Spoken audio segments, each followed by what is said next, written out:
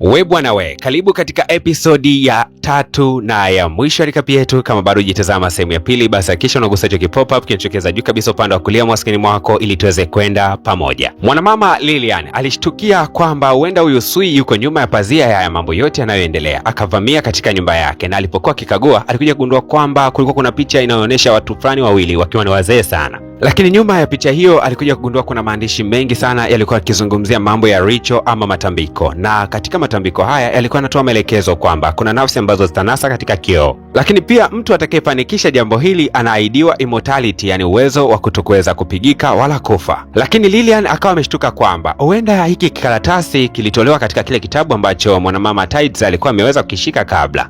Alipofika nyumbani kwenda kulinganisha kurasa, alikuja kugundua kwamba ndiyo vile vile kama alivyokuwa amewaza. Basi bwana we akamwalika huyu mwanamama Sui na kisha akamkaribisha chakula cha mchana, kwa sababu kuna mazungumzo muhimu anataka kuzungumza naye siku ya leo. Hasa ili kuanza kumchimba mwanamama Sui maswali, akaanza kwa kumwambia kwamba inaonekana unajua kila chakula ambacho mimi nakipenda, lakini mwanangu anakipenda mpaka mume wangu. Huyu mwanamama Sui akasema ni wajibu wangu kujua kwamba ni nini ambacho mnakipenda kwa sababu nimekuwa mwangalizi wa watu. Bidada Lilian akajua hapa ndo pa kuingizia swali lake, akasema je, familia iliyokuwa ikiishi hapa kabla ilikuwa inapenda chakula cha namna gani? Alafu ni miaka miwili tu iliweza kupita walikuwa akiishi katika nyumba hii. Unaweza ukatuambia nini ambacho kiliweza kutokea? Lakini mwanamama akasema kwamba miaka miwili iliyopita sio mimi ambaye nilikuwa nikiwahudumia. Ikabidi bidada Lili aulize ni nani alikuwa akiwahudumia. Akasema aliyekuwa akiwahudumia alikuwa anaitwa Sukma. Kisha yule mwanamama akawa ameweza kuondoka. Hasa mishale ya usiku ilipoweza kufika, mwanamama Lili akiwa yuko na mume wake Kram akaanza kumwambia kwamba nahisi Sui anahusika katika mambo fulani fulani ambayo yako nyuma ya pazia,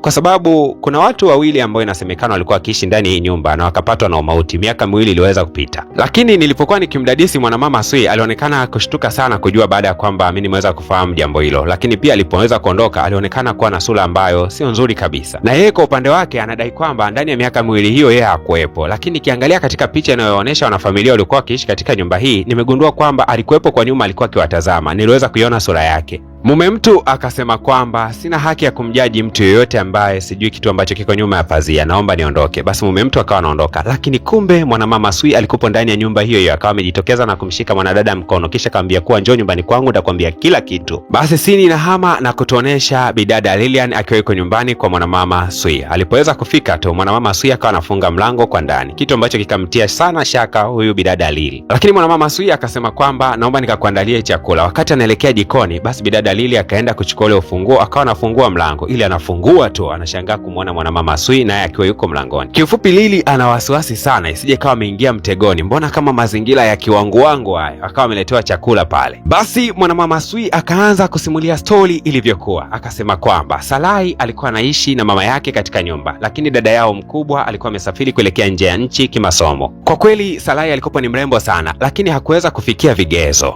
Mwanamama akauliza vigezo gani tena hivyo? Sui akasema kwamba kama angelikuwa mwelewa Salai basi angeliishi milele, lakini hakuwa mwelewa kabisa. Shida unajua ilianzia wapi? Ni siku ambayo Salai aliweza kutoa asili kwamba kile kioo sio kioo cha kawaida, lakini mbaya zaidi ni kwamba milango ikifunguliwa na kile kioo kikitolewa nje, mwanga wa jua ukiweza kukigusa, kile kioo kinakuwa na uwezo wa kuhamisha nafsi ya mtu aliye hai na kuihamishia ndani ya kile kioo. Haya, niambie Lili, umeweza kunielewa haya yote nilikuwa nimeongea? Lakini Lili akasema hapana, nani sijakuelewa mpaka dakika hii, unazungumzia kitu gani? Oh, hujanielewa. Basi nikwambie kwamba umeniibia kipande cha karatasi ambacho ndani yake kina tambiko. Kwa hiyo unatakiwa uniambie hilo tambiko linafanyaje kazi? Hapa ndo kisanga na nusu. Kumbe bana, mwanamama alishajua kwamba Lili amemwibia kipande cha karatasi na siri nzima anayo. Sasa bidada amebananishwa, anatakiwa kutoa maelekezo ile tambiko linafanyikaje. Bidada Lilian akagundua kwamba yuko katika mikono ambayo sio mizuri, akawa anataka kukimbia, ila anafika mlangoni tu akawa amebananishwa katika eneo lake la mkono. Akamsukuma huyu mwanamama Sui kisha akaanza kukimbia katika mitaa. Bahati nzuri Klamu alikuwa anarudi nyumbani, akaweza kumpakia bidada na moja kwa moja anarudi nyumbani.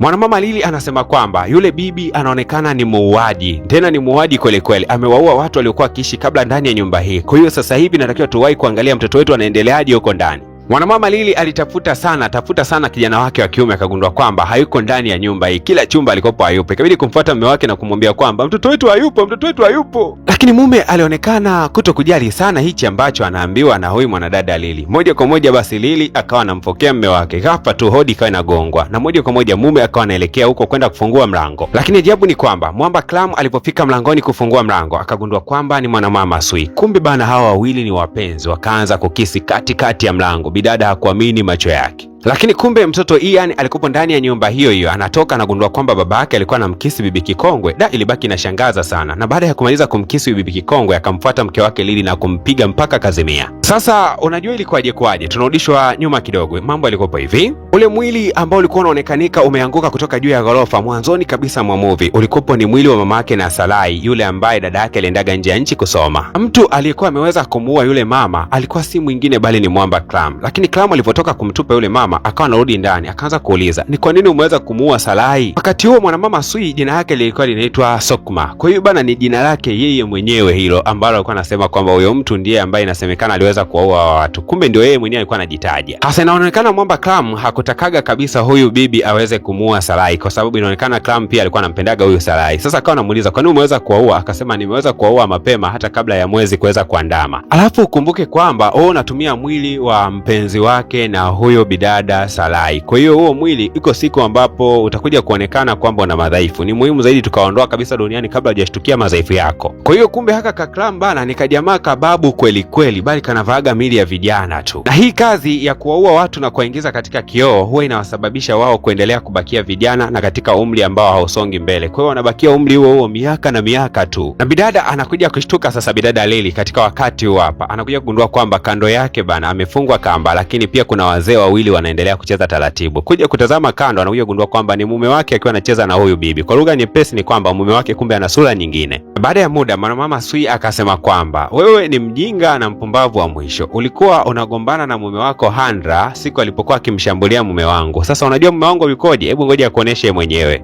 Kumbe Handra hana matatizo yoyote kisaikolojia, bali vitu anavyoviona huwa anavionaga ni vya kweli kabisa. Na yeye alikuwa na uwezo wa kumuona huyu mzee. Kwa hiyo alikuwa anamshambulia na alikuwa anamchukia kwa sababu anauona kama alivyo. Lakini mke wake anayefahamika kama Lili alikuwa anahisi labda Handra ana matatizo ya kiakili, ndio maana kila wakati alikuwa anasema kwamba nimeona mtu anaingia humu ndani. Kumbe ni kweli alikuwa anamuona huyu mzee wakati ule anamfukuzia bidada. Na mzee akaendelea kujigamba akisema kwamba unajua historia yetu mimi na mke wangu Sokma ilianzia wapi? Ilianzia siku ambayo tuliweza kukikuta kitabu ambacho kinaelezea maisha ya milele. Basi moja kwa moja tukatamani kuyajua hayo maisha yanapatikana vipi. Mwanzoni hatukuwa tukiamini juu ya hicho kitabu, lakini tukaona ngoja tujaribu, kwa sababu umri wetu ulikuwa unasonga mbele. Tukaona tujizuie tusiendelee kukua. Basi siku moja ndo tukaweza kuwaua watu wawili ambao walikuwa wamenunua nyumba hii. Tukahamisha nafsi zetu bana zikahamia kwa wale watu ambao tulikuwa tumewaua. Lakini baadaye muda ukawa umeenda, umri na wenyewe ukawa umekimbia. Basi tukaamua kutafuta watu wengine tena vijana ili tuhamie katika nafsi zao. Kwa hiyo tukawa tunabadilisha miili kwenda kwenye miili. Lakini katika ule mchezo wa kubadilishana miili, kwa bahati mbaya siku moja Sukma hakuweza kabisa kubadilishana miili, na hatukujua sababu ni kwa nini yeye mwili wake umegoma kuhamia katika mwili mwingine. Kwa hiyo akabakia kuwa mzee, mimi nikawa kijana. Na wakati Mwamba Clam anaendelea kusimulia, ghafla tu bana ikasikika sauti ya bidada Sui akisema kwamba aisee, hatumuoni mtoto, si yule kijana yuko wapi? Basi wakati Mwamba Clam ameenda kumtafuta dogo Ian, basi huku upande wa pili mwanamama Sui akaanza kumtembezea kichapo kizito sana bidada Lili. Mwamba huku anaendelea kumtafuta dogo Ian, katafuta sana, kumbe dogo alikuwa amejificha juu kabisa ya kabati. Hasa wakati mzee anatoka bana, simu ya dogo Ian kaanza kuita. Mwamba akawa ameshtuka kwamba huenda dogo yuko huko ndani, akaanza kurudi huko ndani kwenda kukagua. Lakini wakati huo mwanamama Sui akawa anamuita mume wake Hani. Basi mzee akawa amelisha safari hiyo na kwenda kumsikiliza. Dogo Ian haraka sana akatumia hiyo kama fursa, akampigia Handra na kusema kwamba mimi na mama tunahitaji msaada, tumevamiwa huku ndani. Kika za kuhesabu tu Mwamba Handra akawa ametimba pale na kuuliza mama yako yuko wapi? Akasema mamangu amenaswa kule katika